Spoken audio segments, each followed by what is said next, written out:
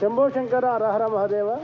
ఈరోజు మహాశివరాత్రి పర్వదినం సందర్భంగా మనం ఇక్కడ అచంస స్వామివారిని కలవడానికి వచ్చాము. ఏబీటీటీవీ వీక్షకులకు ముందుగా మహాశివరాత్రి శుభాకాంక్షలు.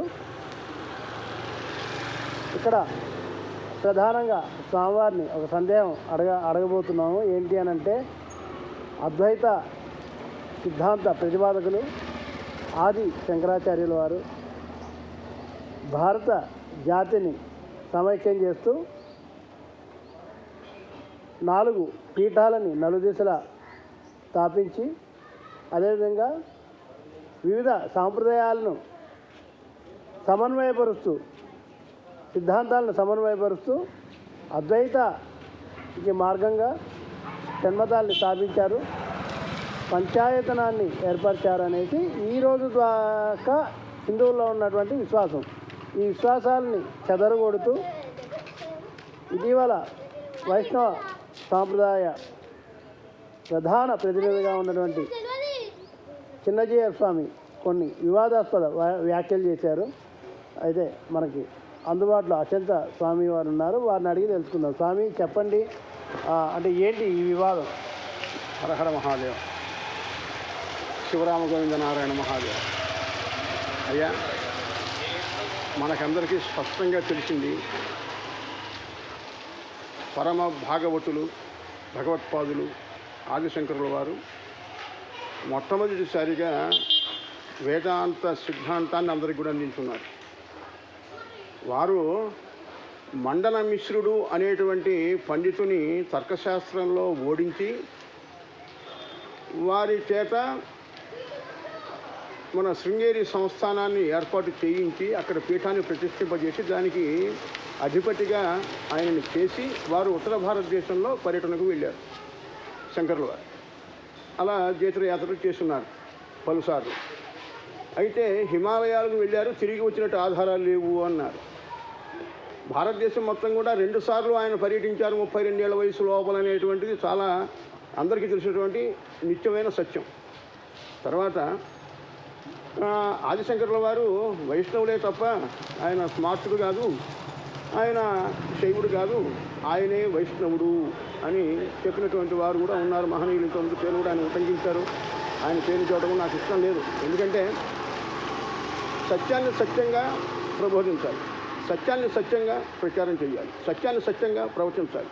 వేరే విధంగా చెప్పితే సత్య సమాజాన్ని తప్పుదోవలోకి నడిపినట్టు అవుతుంది. ఒక గురుస్థానంలో ఉన్నటువంటి వారు అటువంటి మాటలు మాట్లాడి జనబాహుళ్యాన్ని ఒక తప్పుదోవలో నడిపించేటువంటి ప్రవర్తన చేయకూడదు. కాబట్టి నేను ఆయన పేరు కూడా ఉటంకించకుండా చెప్తున్నాను. మరి మొట్టమొదటిసారిగా వేదాంత భాష్యాన్ని చెప్పినవారు, వేదాంతాన్ని ప్రాచుర్యంలోకి తెచ్చినవారు, సనాతన ధర్మం ఇది అని చెప్పి 10 మందికి కూడా చాలా గొప్పగా అర్థమయ్యే విధంగా సరళ లలిత సాహిత్యంలో అందరికీ అందించినటువంటి వారు ఆదిశంకరుల వారు. వారిలో వైష్ణవుడని కానీ, శాక్తేయుడని కానీ, అలాగే శైవుడని కానీ, లేదా గాణాపత్యాన్ని కానీ, కౌమారాన్ని కానీ, లేదా ఇంకా సౌరాన్ని కానీ ఆచరించేటువంటి ఒక భాగానికి చెందినటువంటి వారు కాదు ఆయన. ఎందుకంటే ఆయన చెప్పిందే అద్వైతం. ఏమన్నారు ఆయన? షణ్మతాన్ని స్థాపించారు. 1 శైవం, 2 వైష్ణవం, 3 శాక్తేయం, 4 గాణాపత్యం, 5 సౌరం, 6 కౌమారహ, సుబ్రహ్మణ్య స్వామి యొక్క ఆరాధన విధానం. ఈ 6 మతాల్ని కూడా స్థాపించి ఎవరు ఏదైతే ఆరాధన చేసుకోవాలనుకుంటున్నారో, ఏ మార్గంలో చేయాలనుకుంటున్నారో ఆ మార్గంలో చేసుకోండి. మీరు పూర్తిగా స్వేచ్ఛాపరులు. మీ భక్తి మార్గంలో మీరు పయనించండి. ఏ మార్గంలో పయనించి ఎవరిని ఎలా ఆరాధన చేసుకున్నప్పటికీ కూడా, 6 మతాల్లో ఎట్లా చేసుకున్నప్పటికీ కూడా మీరు భగవంతుని యొక్క అనుగ్రహానికి పాత్రలు అవుతారు అనేటువంటి గురుపదేశం అందరికీ కూడా సమానంగా పంచినటువంటి మహనీయులు ఆయన భగవత్పాదులు. అందరిలోనూ కూడా సభ్య సమాజంలో భగవంతుడిని మళ్ళీ పునః ప్రతిష్ఠించినటువంటి వారు ఆయన. ఎందుకంటే ఆ రోజుల్లో బౌద్ధ మతం స్థాపించబడి 1000 సంవత్సరాల పాటు బాగా స్థిరంగా ఉండిపోవటం, తర్వాత ఈ సనాతన ధర్మానికి కొంచెం విఘాతం ఏర్పడటం వల్ల దాన్ని పునరుద్ధరించడానికి మళ్ళీ వచ్చినటువంటి భగవత్ ప్రేరకులు ఆయన. భగవత్ ప్రేరణ చేత అవతరించినటువంటి ధర్మమూర్తులు ఆయన. ఆయన చెప్పింది అది. ఈ 6 మతాన్ని స్థాపించారు, మీకు ఇష్టమైన మతాన్ని మీరు చేసుకోండి అన్నారు, ఆచరించుకోండి అన్నారు. దాంట్లో మీరు అత్యున్నత స్థానానికి చేరండి అన్నారు. ఏది ఆచరించినప్పుడు కూడా తప్పు లేదు అని చెప్పారు. అంటే ఏమిటి? అద్వైతం. ఎన్ని ఉన్నా కూడా ఏది లేదో ఒకటే ఆ పరమాత్మ తత్వాన్ని పొందటమే అని చెప్పేసి ఉపదేశించడం మహనీయులు వారు. మరి ఆయన వైష్ణవులైన ఎక్కడన్నా ఆధారాలు ఉన్నాయా? లేవుగా. అలాగని ఆయన శైవులు పూర్తిగాని కూడా స్మార్తులు ఎవరు అంటలేదు. శాక్తేయులు సమానంగా గౌరవిస్తున్నారు, అలాగే శైవులు గౌరవిస్తున్నారు. గాణాపత్యంలో ఉన్నవారు కానీ, కుమారంలో ఉన్నవారు కానీ, సౌరంలో ఉన్నవారు కానీ ఎవరైనా ఆదిశంకరుల వారిని ఆమోదిస్తున్నారు. ఆయన్ని ఆమోదించకపోగా ఆయన మీద ఒక అపవాదం వేయటం, ఆయన వైష్ణవుడు అంటాం, ఇది తప్పండి. ఒక పక్షానికి ఎప్పుడు చెందినవారు కాదు వారు. అన్ని మతాలని సమానంగా గౌరవించి అన్నింటినీ ఆచరించడం మహనీయులైన. అంతటి మహనీయులు ఎవరైనా ఉన్నారా? ఎవరు లేరు. ఆఖరికి ఇప్పుడు చెప్పాలంటే మనకు ఇంకో విషయం చెప్తున్నాను. రామానుజుల వారు విశిష్టాద్వైతం, ఆయన మన ప్రస్తుతానికి ఉన్నటువంటి వైఖానస, అట్లాగే పంచరాత్ర, ఈ ఆధ్యాత్మిక విధానాలని ప్రవేశపెట్టినటువంటి వారు మొదలుగా ఏమిటి? వారు స్మార్తుల, వైష్ణవుల? వైష్ణవత్వాన్ని ఎందుకు నిలువ తీసుకొచ్చారు? ఇలా విపరీతమైన ధోరణితో ప్రవర్తించమనా? కాదుగా. వారికి కూడా మేము సమానమైన గౌరవం ఇస్తున్నాం. వారు ఎవరైనా ఒక విధానాన్ని నమ్మి ఆ విధానాన్ని ఆచరించండి 10 మందికి ఉపదేశించారు కాబట్టి ఆ గురుపదేశాన్ని మేము తప్పనిసరిగా సమర్థిస్తాం, ఆహ్వానిస్తాం. వారిని కూడా జగద్గురువుగానే భావిస్తాం. అంతేగాని జగద్గురువు అంటే ఒక వీధిలోకి వెళ్ళిపోతే 4-5 పీఠాల దగ్గర జగద్గురువు అని ఉంటుంది, ఎన్ని జగత్తులు ఉన్నాయో అర్థం కాలేటువంటి అవివేకమైన సంభాషణ కూడా చేసిన వారు ఉన్నారు. అంటే ఒకరు ఒక జగత్తు గురువు అయినారంటే 4 బోర్డులు ఉన్నాయంటే 4 జగత్తులు ఉన్నట్టు లెక్క. జనాన్ని ఈ విధంగా భావించమని చెప్తూ ఉన్నారా? ఇదేనా పీఠాధిపతులు చేయవలసిన పని? కాదు కదండి. ఏది ఏమైనా భగవంతుడు ఒకడే. ఆ భగవతత్వాన్ని ఆరాధన చేసుకోవడంలోనే విశేషమైనటువంటి సద్గుణం ఉంది.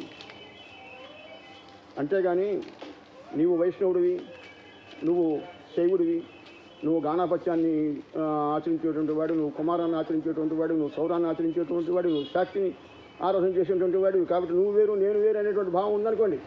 అందరిలోనూ ఉన్నటువంటి నారాయణుడే కదా, అందరిలోనూ ఉన్నటువంటి సనాతనుడే కదా. సనాతన ధర్మాన్ని ఎవరైతే విమర్శించి దాని గుణగణాలను లెక్క చేయకుండా దూషించేటువంటి వర్గం ఎవరైతే ఉన్నారో అటువంటి వారికి ఊతం ఇచ్చిన వారుగా ఉన్నారు ఈ సంభాషణ చేసిన వారు. వారికి సహకరిస్తూ ఉన్నారా? వారికి ఏజెంటా వీరు? కాదు కదా. ఒకవేళ అలాగైతే అలా మాట్లాడితే తప్పులేదు. ఎందుకంటే ఎంతో కొంత వాళ్ళ నుంచి పుచ్చుకొని ఉంటారు కాబట్టి వాళ్ళ వైపు మాట్లాడారు, తప్పదు. వర్తాసు పలకాలి. అందరూ ఒకటేనండి. ఈ సనాతన ధర్మంలో ఇటువంటి వ్యాఖ్యానాలు ఒకరిని దూషించినట్లుగా, ఒక పీఠాధిపతినో లేకుంటే ఒక విధానాన్ని మనకు ఉపదేశించినటువంటి పరమ గురువుల్ని దూషించటం, వారిని నిందించటం, వారి మీద లేనిపోని అపవాదులు వేయటం, వారు ఇంకొక విశేషం అని చెప్పేసి దుష్ప్రచారం చేయడం అనేది కూడా చాలా తప్పు. ఎందుకంటే అంతటి ఉన్నత భావాలు, ఉన్నత గుణగణాలు, ఉన్నతమైనటువంటి భావాలు ఉన్నటువంటి మహనీయులకి మనం ఎప్పుడు కూడా పాదాక్రాంతులు అవ్వాలి తప్ప వారి పేరు ఎత్తి విమర్శించేటువంటి తప్పు మనం చేయకూడదు. అది సనాతన ధర్మం అనిపించుకోదు. గురువు దూషణ సనాతన ధర్మం అనిపించుకోదు. నాకు చెప్పినటువంటి గురువు వేరు ఉండొచ్చు, ఇంకొకరికి చెప్పినటువంటి గురువు వేరే ఉండొచ్చు. అలాగని ఇంకొకరి గురువు తప్పు, నా గురువు మెప్పు అని అనుకోవడం కూడా తప్పు. అందరూ ఒకటేనండి. గురువు అనేటువంటి వాళ్ళల్లో జ్ఞానం ఉంటుంది. ఆ జ్ఞానం మనలో ఉన్న అజ్ఞాన అంధకారాన్ని పారద్రోలి జ్యోతిని వెలిగించి, జ్ఞానజ్యోతిని వెలిగించి మనలో ఒక క్రాంతి పుంజాన్ని వెదజల్లి అక్కడి ప్రవర్తనలో ఉండేటట్టుగా ఒక భక్తి ఆధ్యాత్మిక మార్గంలో పయనించే విధంగా మనకి బోధించుంటారు.